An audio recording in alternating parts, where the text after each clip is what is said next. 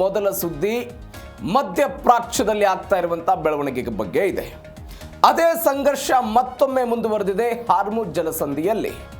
ಹಾರ್ಮುಜ್ ಜಲಸಂಧಿಯ ಅಧಿಕಾರಕ್ಕಾಗಿ, ಹಾರ್ಮುಜ್ ಜಲಸಂಧಿಯ ನಿಯಂತ್ರಣಕ್ಕಾಗಿ ಇರಾನ್ ಮತ್ತು ಅಮೆರಿಕದ ನಡುವೆ ಎರಡನೇ ಹಂತದ ಮಾರಾಮಾರಿ, ಎರಡನೇ ಹಂತದ ಹೋರಾಟಗಳು ಶುರುವಾಗಿದ್ದನ್ನು ಕಳೆದ ಒಂದು ವಾರದಿಂದ ನಾವು DNAಯಲ್ಲಿ ನೋಡ್ತಾ ಇದ್ದೀವಿ. ಅದರ ಮುಂದುವರೆದ ಸರದಿಯೂ ಕೂಡ ಒನ್ಸ್ ಅಗೇನ್ ಉಭಯ ದೇಶಗಳ ನಡುವೆ ಆಗಿದೆ. ಇರಾನ್ನ ಆಯಕಟ್ಟಿನ ಪ್ರದೇಶಗಳನ್ನು ಗುರಿಯಾಗಿಸಿಕೊಂಡು ಅಮೆರಿಕಾದವರು ದಾಳಿ ಮಾಡಿದರು. ಇದಕ್ಕೆ ತದ್ವಿರುದ್ಧವಾಗಿ ಅಮೆರಿಕಕ್ಕೂ ಕೂಡ ಎರಡನೇ ಬಾರಿಗೆ ಒಂದು ಏಟು ಕೊಡೋ ಪ್ರಯತ್ನವನ್ನು ಇರಾನ್ನವರು ಮಾಡಿದ್ದಾರೆ. ಇವೆಲ್ಲದರ ಜೊತೆಗೆ ಒನ್ಸ್ ಅಗೇನ್ ಮಧ್ಯಪ್ರಾಚ್ಯಗಳಲ್ಲಿ ಸೈರನ್ಗಳ ಮೊರೆತ ಕಂಟಿನ್ಯೂ ಆಗ್ತಾ ಇದೆ. ಸೈರನ್ಗಳ ಮೊರೆತ ಕಂಟಿನ್ಯೂ ಆಗ್ತಾ ಇರುವುದು, ಅದರ ಜೊತೆಗೆ ಅಮೆರಿಕಾದ 5th ಫ್ಲೀಟ್ ಇರುವಂತಹ ಆ ಸೇನಾ ನೆಲೆ ಏನಿದೆ ಅದನ್ನು ಗುರಿಯಾಗಿಸಿಕೊಂಡು ಇರಾನ್ನ IRGC ಪಡೆಗಳು ದಾಳಿ ಮಾಡಿದ್ದಾರೆ. ಇವೆಲ್ಲದರ ನಡುವೆ ಭಾರತೀಯರಿಗೂ ಕೂಡ ಹಾನಿಯಾಗಿದೆ. ಕೆಲವೊಂದಿಷ್ಟು ಸಮಸ್ಯೆಗಳು ಹಾರ್ಮುಜ್ ಜಲಸಂಧಿಯಲ್ಲಿ ಉಂಟಾಗಿರೋದು. ಹಾಗಾದರೆ ಏನಾಯಿತು ಬೆಳವಣಿಗೆ? ಇದೇ ಜೀ ಕನ್ನಡ ನ್ಯೂಸ್ DNA ಮೊದಲ ಸುದ್ದಿ. ಅಮೆರಿಕ ಇರಾನ್ ಹಾರ್ಮುಜ್ ಸಂಘರ್ಷ.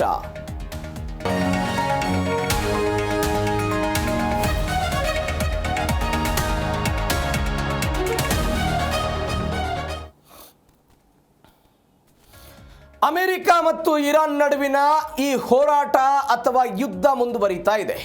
ಇದು ಯಾವ ಹಂತಕ್ಕೆ ಹೋಗಿದೆ ಅಂತ ಹೇಳಿದ್ರೆ, ಕ್ಯಾನ್ಸರ್ ಆಸ್ಪತ್ರೆಯ ಹತ್ತಿರವೇ ಒಂದು ದಾಳಿಯಾಗುವ ಹಂತಕ್ಕೆ ಹೋಗುವ ಮುಖಾಂತರ ಇರಾನ್ನ 7 ಜನ ಸೈನಿಕರು ಮೃತಪಟ್ಟಿದ್ದಾರೆ, ಅನೇಕ ಜನ ಗಾಯಾಳುಗಳಾಗಿದ್ದಾರೆ ಎನ್ನುವಂಥ ಸುದ್ದಿಗಳು ಬರ್ತಾ ಇದೆ. ನೀವು ಉಭಯ ದೇಶಗಳ ನಡುವೆ ಯುದ್ಧ ಆಗುವಂತಹ ಸಮಯದಲ್ಲಿ ಯುದ್ಧದ ನಡುವೆ ಒಂದು ಮಾನವೀಯ ನೆಲಗಟ್ಟು ಅನ್ನೋದು ಇರುತ್ತೆ. ಉಭಯ ದೇಶಗಳನ್ನು ಫಾಲೋ ಮಾಡಬೇಕು. ಅದು ಶೈಕ್ಷಣಿಕ ಸಂಸ್ಥೆಗಳು, ಆಸ್ಪತ್ರೆಗಳು, ಬೇರೆ ಬೇರೆ ಧಾರ್ಮಿಕ ಕಟ್ಟಡಗಳು, ಸಾರ್ವಜನಿಕರು ಸಂಕಷ್ಟದಲ್ಲಿದ್ದಾಗ ಅವುಗಳನ್ನು ಗುರಿಯಾಗಿಸಿಕೊಂಡು ದಾಳಿ ಮಾಡಬಾರದು ಅಂತ ಮಾನವೀಯ ನೆಲಗಟ್ಟಿನಲ್ಲೆಲ್ಲವನ್ನೂ ಕೂಡ ಹೇಳೋದಾಗುತ್ತೆ. ಆದರೆ ಈ ಫೆಬ್ರವರಿ 28ನೇ ತಾರೀಕಿಗೆ ಯುದ್ಧ ಶುರುವಾಗಿ ಇಲ್ಲಿಯ ತನಕ ಆದಾಗಲೂ ಕೂಡ ಅಮೆರಿಕಾದವರು ಬೇರೆ ಬೇರೆ ಪ್ರದೇಶಗಳನ್ನು ಗುರಿಯಾಗಿಸಿಕೊಂಡು ದಾಳಿ ಮಾಡಿದರು. ಇದೀಗ ಒನ್ಸ್ ಅಗೇನ್ ಟೆಹರಾನ್ನಲ್ಲೂ ಕೂಡ ಒಂದು ದೊಡ್ಡ ಮಟ್ಟದ ದಾಳಿಯಾಗಿದೆ, ಮಿಸೈಲ್ ದಾಳಿಯಾಗಿದೆ. ಇದರ ಜೊತೆಗೆ ಅಮೆರಿಕಕ್ಕೂ ಕೂಡ ಏಟು ಕೊಡೋ ಪ್ರಯತ್ನವನ್ನು ಮಾಡಿದೆ. ಹಾಗಾದರೆ ಹೆಂಗೆ ನಡೀತಿದೆ ಯುದ್ಧ 2.0? ಏನಾಗ್ತಾ ಇದೆ ಬೆಳವಣಿಗೆ? ಎಲ್ಲವನ್ನೂ ಕೂಡ ಮೊದಲ ಸುದ್ದಿಯಲ್ಲಿ ನೋಡ್ತಾ ಹೋಗೋಣ. ಹೆಲ್ ಫೈರ್ ಮಿಸೈಲ್ ದಾಳಿಯಾಗಿರೋದು ಅಮೆರಿಕ ವೈಮಾನಿಕ ಪಡೆಯಿಂದ. ಯಾರ ಮೇಲೆ? ಇರಾನ್ನ ಮೇಲೆ.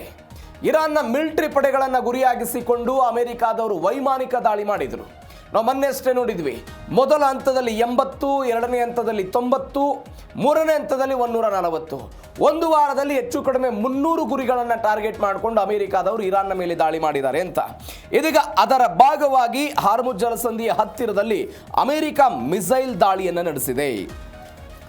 ಅಮೆರಿಕಾದ ರಕ್ಷಣಾ ಕಮಾಂಡ್, ಸೆಂಟ್ಕಾಮ್ ಅಂತ ನಾವೇನು ಕರಿತೀವಿ, ಅವರು ಇರಾನ್ನ ಕರಾವಳಿ ರಡಾರ್ ಕೇಂದ್ರಗಳು, ಕ್ಷಿಪಣಿ ಮತ್ತು ಡ್ರೋನ್ ಉಡಾವಣಾ ನೆಲೆಗಳು, ಕಮಾಂಡ್ ಸೆಂಟರ್ಗಳನ್ನು ಗುರಿಯಾಗಿಸಿಕೊಂಡು ಮಿಸೈಲ್ ದಾಳಿಗಳನ್ನು ಮಾಡಿದರು.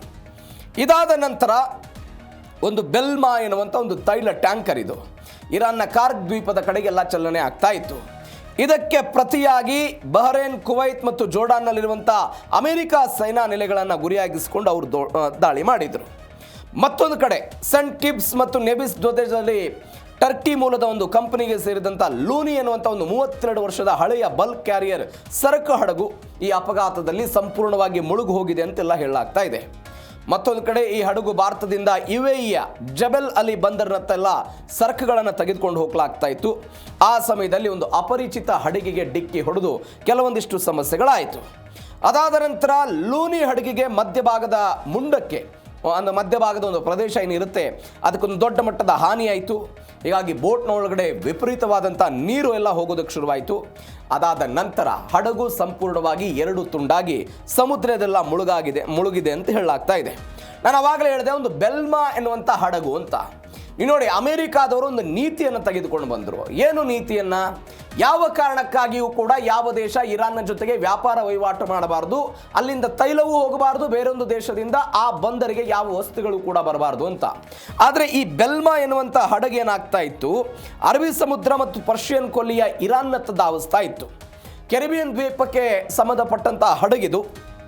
ಕ್ಯುರಾಸೋ ಎನ್ನುವಂಥ ಒಂದು ದೇಶದ ಧ್ವಜವನ್ನು ಹೊತ್ಕೊಂಡಿರುವಂತಹ ಹಡಗಿದು. ಯಾಕೆ ಹೋಗ್ತಾ ಇತ್ತು? ಇರಾನ್ನಿಂದ ತೈಲವನ್ನು ತೆಗೆದುಕೊಂಡು ಹೋಗಬೇಕು ಅನ್ನುವ ಕಾರಣಕ್ಕಾಗಿ MT ಬೆಲ್ಮಾ ಎನ್ನುವಂಥ ಹಡಗು ಹೋಗ್ತಾ ಇತ್ತು. ಅಮೆರಿಕದ ಕೆಂಗಣ್ಣಿಗೆ ಗುರಿ ಆಯ್ತು ಈ ಹಡಗು. ಯಾಕೆ? ನಮ್ಮ ನಿಯಮಗಳನ್ನು ಈ ಹಡಗು ಮೀರ್ತಾ ಇದೆ. ಆರ್ಥಿಕ ದಿಗ್ಬಂಧನ ಹೇರಿದ್ದೀವಿ, ಇರಾನ್ನ ಜೊತೆಗೆ ಯಾರೂ ಕೂಡ ತೈಲವನ್ನು ತೆಗೆದುಕೊಂಡು ಹೋಗಬಾರದು ಅಂತ ಕಟ್ಟಪ್ಪಣೆ ವಿಧಿಸಲಾಗಿದೆ. ಆದರೆ ನಮ್ಮ ಮಾತಿನ ವಿರುದ್ಧವೂ ಕೂಡ ಇವರು ತೈಲವನ್ನು ತೆಗೆದುಕೊಂಡು ಹೋಗಲಿಕ್ಕೆ ಬರ್ತಾ ಇದ್ದಾರೆ ಅನ್ನುವಂಥ ಒಂದು ಕಾರಣವನ್ನು ಕೊಟ್ಟು ಈ ಬೆಲ್ಮಾ ಎನ್ನುವಂತಹ ತೈಲ ಟ್ಯಾಂಕರ್ಗಳ ಮೇಲೆ ದಾಳಿ ಮಾಡೋ ಪ್ರಯತ್ನವನ್ನು ಮಾಡಿದ್ರು. ಈ ದಾಳಿಯ ಭಾಗವಾಗಿ ಈ ಒಂದು 23 ವಿದೇಶಿ ನಾವಿಕರೆಲ್ಲ ಇದೀಗ ಸುರಕ್ಷಿತವಾಗೆಲ್ಲ ಪಾರಾಗಿದ್ದಾರೆ ಅಂತ ಹೇಳಲಾಗ್ತಾ ಇದೆ. ಇದರರ್ಥ ಎರಡು ರೀತಿಯಾಗಿ ಇದನ್ನು ನೋಡೋಣ. ಒಂದು, ನಮ್ಮ ಮಾರ್ಗವನ್ನು ಹೊರತುಪಡಿಸಿ ಮತ್ತೊಂದು ಮಾರ್ಗವನ್ನು ಬಳಕೆ ಮಾಡ್ತಾ ಇವೆ ಬೇರೊಂದು ರಾಷ್ಟ್ರದ ಹಡಗುಗಳನ್ನು ಕಾರಣಕ್ಕಾಗಿ IRGC ಬೇರೆ ಬೇರೆ ಹಡಗುಗಳ ಮೇಲೆ ದಾಳಿ ಮಾಡ್ತಾ ಇದೆ. ಇದು ಒಂದು ಭಾಗ. ಎರಡನೇ ಭಾಗ, ಇರಾನ್ನ ಜೊತೆಗೆ ಯಾರಾದರೂ ವ್ಯಾಪಾರ ವಹಿವಾಟು ತೈಲವನ್ನು ತೆಗೆದುಕೊಂಡು ಹೋಗೋಕೆ ಬರ್ತೀನಿ ಅಂತ ಹೇಳಿದರೆ, ನಾವು ಅಮೆರಿಕದ ತಪ್ಪಿಸಿ ಬರ್ತೀವಿ ಅಂತ ಹೇಳಿದರೆ ಅವರ ಪರಿಸ್ಥಿತಿ ಹೆಂಗಾಗುತ್ತೆ ಅಂತ ಹೇಳಿದ್ರೆ, ಬೆಲ್ಮಾ ಎನ್ನುವಂಥ ಒಂದು ತೈಲ ಟ್ಯಾಂಕರ್ ಅದು ಖಾಲಿಯಾಗಿ ಬರ್ತಾ ಇತ್ತು. ಅದರಲ್ಲಿ ಏನು ಇರಲಿಲ್ಲ, ಖಾಲಿಯಾಗಿ ಬರ್ತಾ ಇದ್ದಂಥ ಹಡಗ. ಅದರ ಉದ್ದೇಶ ಏನಾಗಿತ್ತು? ತೈಲವನ್ನು ತೆಗೆದುಕೊಂಡು ಹೋಗಬೇಕಾಗಿತ್ತು. ಆದರೆ ಅಮೆರಿಕ ಹೇಳ್ತು ನನ್ನ ಮಾತನ್ನು ಮೀರಿ ಹಡಗು ಬರ್ತಾ ಇದೆ ಅಂತ. ಹೀಗಾಗಿ ಅವರು ದಾಳಿ ಮಾಡೋ ಪ್ರಯತ್ನವನ್ನು ಮಾಡಿದ್ದಾರೆ. ಒಂದು 23 ಮಂದಿ ಎಲ್ಲ ಬಚಾವಾಗಿದ್ದಾರಂತೆ. ಅಂದರೆ ರೇಡಿಯೋ ಮುಖಾಂತರ ಎಲ್ಲ ರಕ್ಷಣೆಗೆಲ್ಲ ಕೂಗಿದ್ರಂತೆ. ರಕ್ಷಣೆ ಆದ ನಂತರ ಇವರನ್ನು ಬಚಾವ್ ಮಾಡೋ ಪ್ರಯತ್ನ ಆಗಿದೆ. ಆ ಮುಖಾಂತರ ಹೆಲ್ ಫೈರ್ ದಾಳಿಯಾಗಿರೋದು ಇರಾನ್ನ ಮೇಲೆ ಅಮೆರಿಕದಿಂದ. ಇದು ಮೊದಲ ಭಾಗ. ಎರಡನೇ ಭಾಗದಲ್ಲಿ ಏನಾಯಿತು ಅಂತ ಹೇಳಿದ್ರೆ, ಟೆಹರಾನ್ ಸೇನಾ ನೆಲೆಗಳ ಮೇಲೆ ಡೆಡ್ಲಿ ದಾಳಿಯಾಗಿದೆ. ಯಾರಿಂದ? ಅಮೆರಿಕಾದಿಂದ ಆಗಿರುವಂತಹ ದಾಳಿ ಇದು. ಟೆಹರಾನ್ ಮತ್ತು ಇರಾನ್ನ ಉತ್ತರ ಭಾಗದ ಸೇನಾ ನೆಲೆಗಳ ಮೇಲೆ ವೈಮಾನಿಕ ದಾಳಿಯಾಗಿದೆ. ನಾವು ಮೊನ್ನೆ ಒಂದು ಸುದ್ದಿ ನೋಡಿದ್ವಿ. ಯಾವ ಇರಾನ್ ತನ್ನ ಪರ್ವತ ಪ್ರದೇಶದಲ್ಲಿ ಭೂಗತವಾಗಿ ತನ್ನ ಯುರೇನಿಯಂ ಅನ್ನು ಸಂಸ್ಕರಣೆ ಮಾಡೋದು, ಪರಮಾಣು ಕಾರ್ಯಕ್ರಮವನ್ನೆಲ್ಲ ಮಾಡೋದಕ್ಕೆ ಅದನ್ನೆಲ್ಲವನ್ನು ಕೂಡ ಮಾಡ್ತಾ ಇದೆ, ಅದನ್ನು ವಾಪಸ್ ಪುನರಪಿ ಕಟ್ಟುವ ಪ್ರಯತ್ನವನ್ನು ಮಾಡ್ತಿದೆ. ಅದನ್ನು ಅಮೆರಿಕ ತನ್ನ ಉಪಗ್ರಹದಲ್ಲಿ ನೋಡಿದೆ. ಹೀಗಾಗಿ ಅದನ್ನು ಕೇಂದ್ರೀಕರಿಸಿಕೊಂಡು ದಾಳಿ ಮಾಡೋ ಪ್ರಯತ್ನ ಆಗುತ್ತೆ ಅಂತ ನಾವೆಲ್ಲ ಹೇಳಿದ್ವಿ. ಅದರ ಭಾಗವಾಗಿ ಬ್ಯಾಲಿಸ್ಟಿಕ್ ಕ್ಷಿಪಣಿ ಉತ್ಪಾದನೆ ಬಾಹ್ಯಾಕಾಶ ಕೇಂದ್ರಕ್ಕೆಲ್ಲ ದಾಳಿ ಮಾಡೋ ಪ್ರಯತ್ನವನ್ನು ಮಾಡಿದ್ದಾರೆ. ಅಮೆರಿಕ ಪಡೆಗಳು ಒಂದು ಇರಾನ್ನ ಸನ್ಮಾನ್ ಎನ್ನುವಂಥ ಒಂದು ಪ್ರಾಂತ್ಯ, ಆ ಪ್ರಾಂತ್ಯದ ಬ್ಯಾಲಿಸ್ಟಿಕ್ ಕ್ಷಿಪಣಿ ಉತ್ಪಾದನಾ ಕೇಂದ್ರ, ಬಾಹ್ಯಾಕಾಶ ಸಂಶೋಧನಾ ಕೇಂದ್ರದ ಒಂದು ಪ್ರಧಾನ ಕಚೇರಿ, ಅಲ್ಲೆಲ್ಲ ದಾಳಿ ಮಾಡಿದರು. ಮತ್ತೊಂದು ಕಡೆ ಅಂತಾರಾಷ್ಟ್ರೀಯ ವಿಮಾನ ನಿಲ್ದಾಣದ ಒಂದು ಮುಖ್ಯ ಕಟ್ಟಡದ ಮೇಲೆ ಅಮೆರಿಕ ದಾಳಿ ಮಾಡಿದೆ. ಸಮ್ಮಾನ್ ಪ್ರಾಂತದಲ್ಲಿರುವಂಥ ಇರಾನ್ನ ಪ್ರಮುಖ ಸೇನಾ ಶೇಖರಣಾ ಗೋದಾಮುಗಳು, ಕ್ಷಿಪಣಿ ಉಡಾವಣಾ ಕೊಠಡಿಗಳು, ಅಮೆರಿಕದ ಯುದ್ಧ ವಿಮಾನಗಳೆಲ್ಲ ನಿಖರವಾಗಿ ಇದರ ಮೇಲೆ ದಾಳಿ ಮಾಡ್ತು. ಮತ್ತೊಂದು ಕಡೆ ಈ ಸಮ್ಮಾನ್ ಎನ್ನುವಂಥದ್ದೇನು ನಾನು ಹೇಳ್ತಾ ಇದ್ದೀನಿ, ಸನ್ಮಾನ್ ಅಂತ ಒಂದು ಬಾಹ್ಯಾಕಾಶ ಕಾರ್ಯಕ್ರಮದ ಒಂದು ಮುಖ್ಯ ಕೇಂದ್ರ. ನಮ್ದು ಹೆಂಗೆ ಯಾವುದಾದ್ರೂ ಉಡಾವಣೆ ಮಾಡ್ತೀವಲ್ಲ ನಾವು, ಆಂಧ್ರ ಪ್ರದೇಶದ ಶ್ರೀಹರಿಕೋಟಾದಲ್ಲಿ ನಾವೆಲ್ಲ ಈ ಚಂದ್ರಯಾನ 2, ಚಂದ್ರಯಾನ 3 ಎಲ್ಲ ಉಡಾವಣಾ ಕೇಂದ್ರ ಆಗಿತ್ತು. ಹಾಗೆ ಇರಾನ್ಗೂ ಕೂಡ ಸನ್ಮಾನ್ ಎನ್ನುವಂಥ ಒಂದು ಈ ಪ್ರದೇಶದ ಈ ಕೇಂದ್ರ ಏನಿದೆ, ನಮಗೆ ಹೆಂಗೆ ಶ್ರೀಹರಿಕೋಟ ಇಂಪಾರ್ಟೆಂಟ್ ಆಗುತ್ತೋ ಇರಾನ್ಗೂ ಕೂಡ ಅದೇ ರೀತಿಯಾಗಿ ಮುಖ್ಯವಾದಂತಹ ಪ್ರದೇಶ ಇದು. ಇದನ್ನು ಗುರಿಯಾಗಿಸಿಕೊಂಡು ದಾಳಿ ಮಾಡ್ತಾ ಇದ್ದಾರೆ. ಈ ಸನ್ಮಾನ್ ಎನ್ನುವಂಥ ಒಂದು ಪ್ರದೇಶ ಏನಿದೆಯಲ್ಲ, ಇರಾನ್ನ ರಾಜಧಾನಿಯಾಗಿರುವಂತಹ ಟೆಹರಾನ್ನಿಂದ ಒಂದು 200 ಕಿಲೋಮೀಟರ್ ದೂರದಲ್ಲಿರುವಂತಹ ಪ್ರದೇಶ ಇದು. 200 ಕಿಲೋಮೀಟರ್ ದೂರದಲ್ಲಿ. ಇದರ ಜೊತೆಗೆ ಯಾವ ಉಗ್ರಗಾಮಿತ್ವವನ್ನು ಪ್ರದರ್ಶನ ಮಾಡಿ ಅಮೆರಿಕದ ಜೊತೆಗೆ ನಾವು ಫೈಟ್ ಮಾಡಬೇಕು ಅಂತ ಬಯಸ್ತಾ ಇರುವಂಥ IRGC ಅಂತ ನಾವೇನು ಕರಿತೀವಿ, ಆ IRGCಯ ಪಡೆಗಳಿಗೆ ಅತ್ಯುತ್ತಮವಾದಂಥ ಸುರಕ್ಷಿತ ಪ್ರದೇಶ ಅಂತ ಇದನ್ನು ಹೇಳಲಾಗುತ್ತೆ. ಈ ಸುರಕ್ಷಿತ ಪ್ರದೇಶವನ್ನೇ ಅಮೆರಿಕಾದವರು ಕೇಂದ್ರೀಕರಿಸಿಕೊಂಡು ದಾಳಿ ಮಾಡೋ ಪ್ರಯತ್ನವನ್ನು ಮಾಡಿದರು. ಒಂದು ದೊಡ್ಡ ಮಟ್ಟದ ಬಾಹ್ಯಾಕಾಶ ನಿಲ್ದಾಣ ಇದೆ. ಇರಾನ್ ತನ್ನ ಸಿಮೋರ್ಗ್ ಮತ್ತು ಜಲ್ಜನಾ ಎನ್ನುವಂಥ ಒಂದು ಉಪಗ್ರಹವನ್ನು ತೆಗೆದುಕೊಂಡು ಹೋಗಬಲ್ಲಂತಹ ರಾಕೆಟ್ಗಳನ್ನು ಇಲ್ಲಿಂದಲೇ ಉಡಾವಣೆ ಮಾಡ್ತಾರೆ. ನಾನು ಅವಾಗಲೇ ಶ್ರೀಹರಿಕೋಟಾದ ಉದಾಹರಣೆ ಕೊಟ್ಟೆ. ಅದರ ಭಾಗವಾಗಿ ಮತ್ತೊಂದು ಕಡೆ ಈ ಬಾಹ್ಯಾಕಾಶದ ಕೇಂದ್ರದ ಮೇಲೆ ಯಾರ್ಯಾರು ಕಣ್ಣಿರುತ್ತೆ? ಒಂದು ಅಮೆರಿಕ ಯಾವಾಗಲೂ ಕೂಡ ಕಣ್ಣಿಟ್ಟಿರುತ್ತೆ, ಮತ್ತರ ಜೊತೆಗೆ ಇಸ್ರೇಲ್ ಕೂಡ ಈ ಸನ್ಮಾನ್ ಎನ್ನುವಂಥ ಒಂದು ಕೇಂದ್ರದ ಮೇಲೆ ಕಣ್ಣಿಡೋ ಪ್ರಯತ್ನವನ್ನು ಮಾಡ್ತಾರೆ. ಇದೀಗ ಅದನ್ನು ಸರಿಯಾಗಿ ನಿಖರವಾಗಿ ಪತ್ತೆ ಹಚ್ಚುವ ಮುಖಾಂತರ ಅಮೆರಿಕಾದವರೆಲ್ಲ ದಾಳಿ ಮಾಡೋ ಪ್ರಯತ್ನವನ್ನು ಮಾಡಿದರು. ತನ್ನ ಬ್ಯಾಲಿಸ್ಟಿಕ್ ಕ್ಷಿಪಣಿಗಳನ್ನೆಲ್ಲ ಇಲ್ಲಿಂದ ಅದನ್ನು ದಾಳಿ ಮಾಡೋದಕ್ಕೆ, ಬ್ಯಾಲಿಸ್ಟಿಕ್ ಕ್ಷಿಪಣಿಗಳನ್ನು ಪರೀಕ್ಷೆ ಮಾಡೋದಕ್ಕೆ ಈ ಸನ್ಮಾನ್ ಎನ್ನುವಂಥ ಪ್ರದೇಶವನ್ನು ಬಳಕೆ ಮಾಡ್ಕೊಳ್ತಾರೆ. ಯಾಕೆ? ಒಂದು ದೊಡ್ಡ ತರನಾದಂಥ ಮರುಭೂಮಿ ಇರುವಂತಹ ಪ್ರದೇಶ ಇದು. ಈ ಬ್ಯಾಲಿಸ್ಟಿಕ್ ಕ್ಷಿಪಣಿಗಳು ಅಂತ ಬಂದಾಗ ಇತ್ತೀಚೆಗೆ ಡೊನಾಲ್ಡ್ ಟ್ರಂಪ್ ಅವರು ಹೇಳಿದ್ರು ಬ್ಯಾಲಿಸ್ಟಿಕ್ ಕ್ಷಿಪಣಿಗಳನ್ನು ಇರಾನ್ ಅವರು ಹೊಂದಬಹುದು ಅಂತ. ಅದಕ್ಕೆ ತದ್ವಿರುದ್ಧವಾಗಿ ಅವರು ಹೇಳಿಕೆ ಕೊಟ್ಟಿದ್ರು, ಯಾವ ಕಾರಣಕ್ಕಾಗಿಯೂ ಇರಾನ್ ಬ್ಯಾಲಿಸ್ಟಿಕ್ ಕ್ಷಿಪಣಿಗಳನ್ನು ಹೊಂದಬಾರದು ಅಂತ. ಈ ಬ್ಯಾಲಿಸ್ಟಿಕ್ ಕ್ಷಿಪಣಿಗಳನ್ನು ತಯಾರು ಮಾಡೋದಕ್ಕೆ ಅಥವಾ ಅದನ್ನು ಪ್ರಯೋಗಾರ್ಥವಾಗಿ ಪರೀಕ್ಷೆ ಮಾಡೋದಕ್ಕೆ ಈ ಪ್ರದೇಶವನ್ನು ಅವರು ಬಳಕೆ ಮಾಡ್ಕೊಳ್ತಾರೆ. ಮತ್ತೊಂದು ಪ್ರಮುಖವಾದಂತಹ ವಿಚಾರ ಅಂತ ಹೇಳಿದ್ರೆ, ಇರಾನ್ನ ಬೃಹತ್ ನೌಕಾ ನೆಲೆಗಳು ಅಥವಾ ಭೂಗತ ಸೇನಾ ನೆಲೆಗಳು, ಕ್ಷಿಪಣಿ ಸಂಗ್ರಹಾಗಾರಗಳು ಎಲ್ಲವೂ ಕೂಡ ದೊಡ್ಡ ಮಟ್ಟದ ಪರ್ವತದ ಆಳದಲ್ಲಿ ಈ ಸನ್ಮಾನ್ ಎನ್ನುವಂಥ ಒಂದು ಪ್ರದೇಶದಲ್ಲಿದೆ. ಇದೀಗ ಅಮೆರಿಕ ಇದನ್ನು ತೆಗೆದುಕೊಂಡು ಹೋಗೋ ಪ್ರಯತ್ನವನ್ನು ಮಾಡ್ತಾ ಇದ್ದಾರೆ. ಮತ್ತೊಂದು ಅಲ್ಲೊಂದು ಮರುಭೂಮಿ ಇದೆ, ದಶ್ಟ್ ಎ ಕವೀರ್ ಎನ್ನುವಂಥ ಒಂದು ಮರುಭೂಮಿ ಅದು. ಆ ಮರುಭೂಮಿ ಯಾವ ಕಾರಣಕ್ಕಾಗಿಯೂ ಕೂಡ ಶತ್ರುಗಳ ಭೂಸೇನೆಗೆ, ವಾಯುದಾಳಿಗೆ ತುತ್ತಾಗದೇ ಇರುವಂತಹ ಒಂದು ಸುರಕ್ಷಿತ ಪ್ರದೇಶ ಅಂತ ಕರೀತಾರೆ. ಆ ಮರುಭೂಮಿಯ ವ್ಯಾಪ್ತಿಯಲ್ಲಿರುವಂತಹ ಈ ಪ್ರದೇಶವನ್ನು ಗುರಿಯಾಗಿಸಿಕೊಂಡು ಅಮೆರಿಕಾದವರು ದಾಳಿ ಮಾಡಿ ಇರಾನ್ ಅವರಿಗೆ ಒಂದು ಏಟು ಕೊಡೋ ಪ್ರಯತ್ನವನ್ನು ಮಾಡಿದ್ದಾರೆ. ಮತ್ತೊಂದು ಈ ಯುದ್ಧದ ಆತಂಕಕಾರಿ ಬೆಳವಣಿಗೆ ಅಂತ ಕರೀತಿರೋ, ಮಾನವೀಯ ನೆಲೆಗಟ್ಟಿನಲ್ಲಿ ಇದನ್ನು ನೋಡಬೇಕು ಯಾವುದು ಗೊತ್ತಿಲ್ಲ. ಕ್ಯಾನ್ಸರ್ ಪೀಡಿತ ಆಸ್ಪತ್ರೆಯ ಬಳಿಯೂ ಕೂಡ ದಾಳಿಯಾಗಿದೆ. ಕ್ಯಾನ್ಸರ್ ಪೀಡಿತ ಆಸ್ಪತ್ರೆ, ಮಕ್ಕಳ ಆಸ್ಪತ್ರೆಯ ಬಳಿ ಒಂದು ದೊಡ್ಡ ತರನಾದಂತಹ ಸ್ಫೋಟ. ಕ್ಯಾನ್ಸರ್ ಪೀಡಿತ ಮಕ್ಕಳಿಗೆ ಟ್ರೀಟ್ಮೆಂಟ್ ಕೊಡಲಾಗ್ತಾ ಇತ್ತು, ಕೆಲವೊಂದಿಷ್ಟು ಜನಕ್ಕೆ ಶಸ್ತ್ರಚಿಕಿತ್ಸೆ ಆಗ್ತಾ ಇತ್ತು, ಕೆಲವೊಂದಿಷ್ಟು ಜನಕ್ಕೆ ಕೀಮೋಥೆರಪಿ ಆಗ್ತಾ ಇತ್ತು, ಯಾರೋ ವೈದ್ಯರ ಸಲಹೆ ಪಡೆದುಕೊಳ್ತಾ ಇದ್ರು, ಏನೇನೋ ಸ್ಕ್ಯಾನಿಂಗ್ಗಳೆಲ್ಲ ಆಗ್ತಾ ಇತ್ತು. ಆ ಸಮಯದಲ್ಲಿ ಇಂಥದ್ದೊಂದು ದಾಳಿ ಆಯಿತು. ಅವಾಜ್ ನಗರದಲ್ಲಿರುವಂತಹ ಶಾಹಿದ್ ಬಘೈ ಅನ್ನುವಂಥ ಒಂದು ಆಸ್ಪತ್ರೆ, ಆ ಆಸ್ಪತ್ರೆಯ ಬಳಿ ಈ ಘಟನೆ ಆಯಿತು.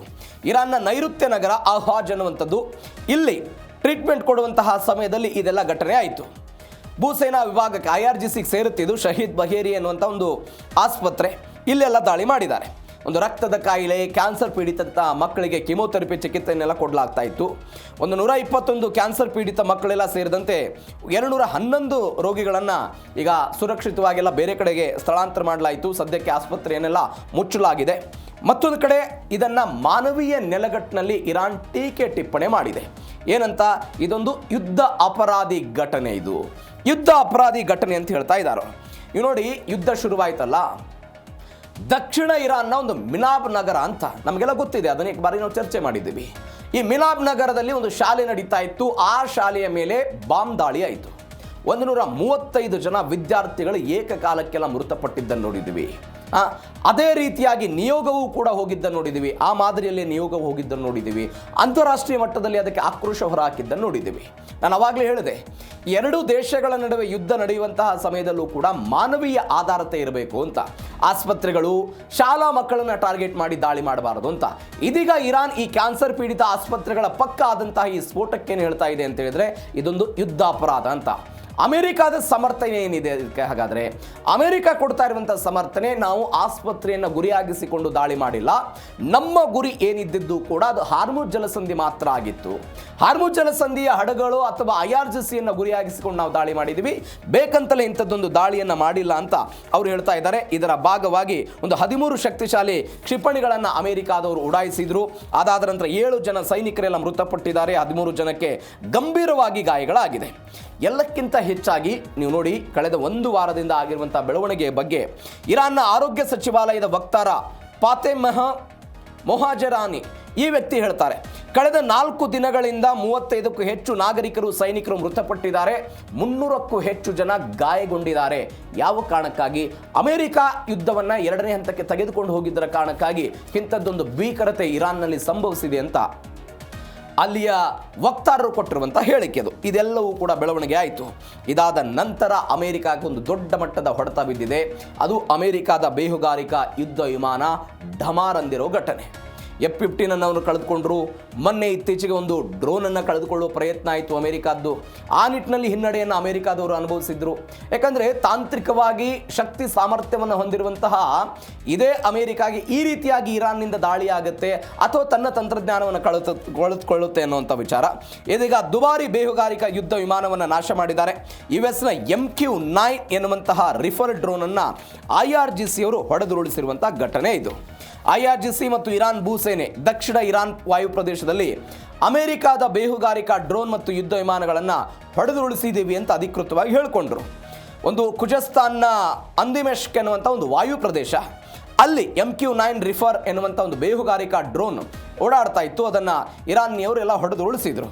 ಅದಾದ ನಂತರ ಬಂದರ್ ಅಬ್ಬಾಸ್ ಪ್ರಾಂತ್ಯದಲ್ಲಿ ಅಮೆರಿಕಾದ ಮತ್ತೊಂದು ಲ್ಯೂಕಸ್ ಮಾದರಿಯ ಯುದ್ಧ ಡ್ರೋನನ್ನು ಕೂಡ ನಾವು ಹೊಡೆದುರುಳಿಸಿದ್ದೀವಿ ಅಂತ ಇರಾನ್ನವರೆಲ್ಲ ಹೇಳ್ಕೊಂಡಿದ್ದಾರೆ. ಕಾರಣ ಏನಿದಕ್ಕೆ? ಇವರು ಕೊಡ್ತಾ ಇರುವಂತಹ ಕಾರಣ, ಅಮೆರಿಕದ ಈ ಬೇಹುಗಾರಿಕಾ ವಿಮಾನಗಳು ಇರಾನ್ನ ಗಡಿಯನ್ನ ಅಕ್ರಮವಾಗಿ ದಾಟಿ ಅಲ್ಲಿನ ಮಿಲಿಟರಿ ನೆಲೆಗಳ ಮಾಹಿತಿಯನ್ನು ಕದಿಯೋದಕ್ಕೆ ಯತ್ನಿಸ್ತಾ ಇದ್ವು. ಇರಾನ್ ನಿರ್ಮಿತ ವಾಯು ರಕ್ಷಣಾ ಕ್ಷಿಪಣಿಗಳ ವ್ಯವಸ್ಥೆಗಳ ಮುಖಾಂತರ ಇವೆಲ್ಲವನ್ನು ಕೂಡ ನಾಶವನ್ನು ಮಾಡಲಾಗಿದೆ ಅಂತ ಇರಾನ್ ಕೊಟ್ಟಿರುವಂತಹ ಕಾರಣ.